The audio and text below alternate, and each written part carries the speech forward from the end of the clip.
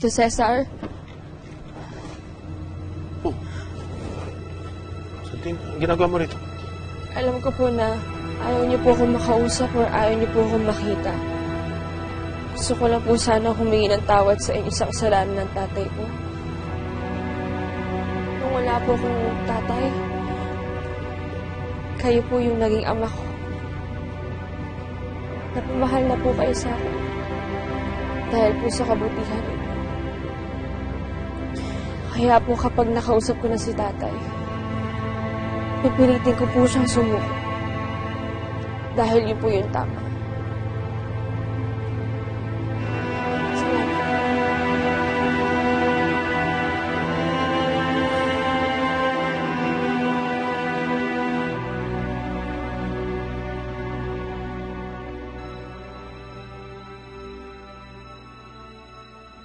Mommy, huwag mo na isipin yung Maris na yun.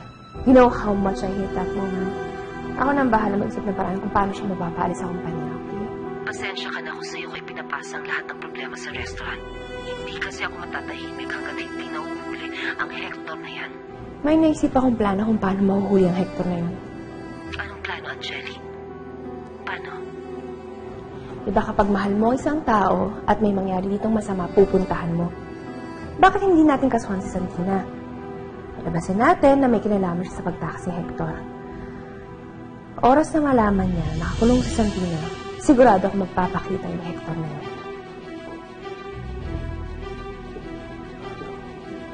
Wala ka na bang alam kung di pag-isipan ng masama si Santina? Anong pruweba niya na may kinalaman siya sa pagtakas ng tatay niya?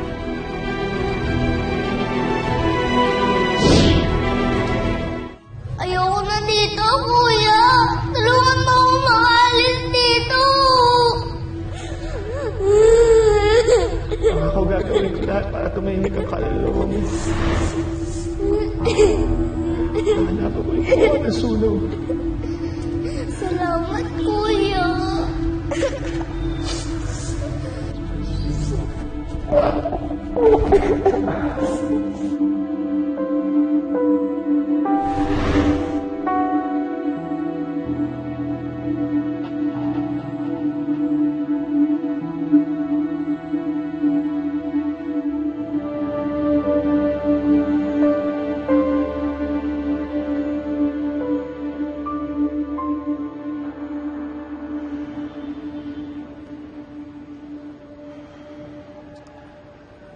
Napaginipan ko ulit si Glenda kagabi. Nangako ako na bibigyan ko ng hustisya ang pagkamatay niya. Kahit anong pa mangyari.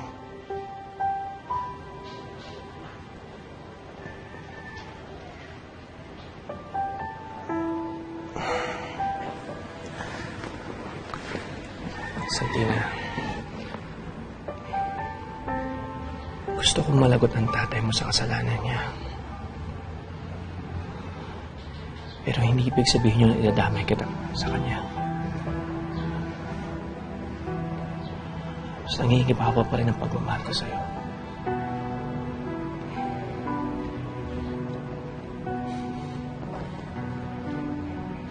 Paano natin mapapanindigan to, Efren?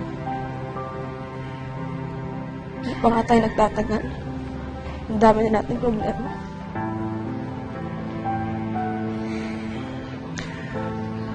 Labas ang relasyon natin sa kasalanan ng tatay mo. Saka huwag kang mag-alala sa pamilya ko. Ako magiging pananggamo sa kanila.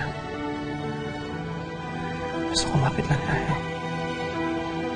Huwag tayong susuko.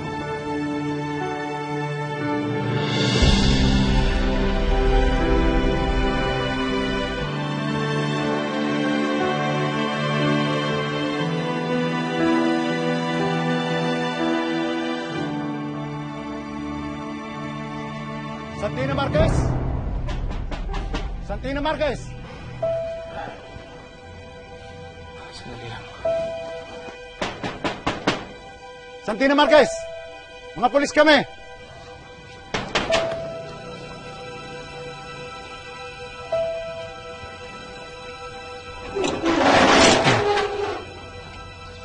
Bakit po? Ikaw ba si Santina Marquez? Ako nga ho. sumama ka sa amin sa presinto. Bakit ho? Ano po kasalanan niya? Imbitado siya for questioning tungkol sa pagtakas dito, Marquez. Wala naman ho ako kasalanan eh. Kailangan sumama ka sa amin sa presinto. May mga itatanong lang kami. Sige, kunin niyo siya. Sandali. Sir, wag na lang po kayo makialam. Mama na po kayo. Wala akong kasalanan. Wala akong kasalanan. Naka lang, ayusin ko to. Susunod ako sa'yo, huwag ka mag-alala.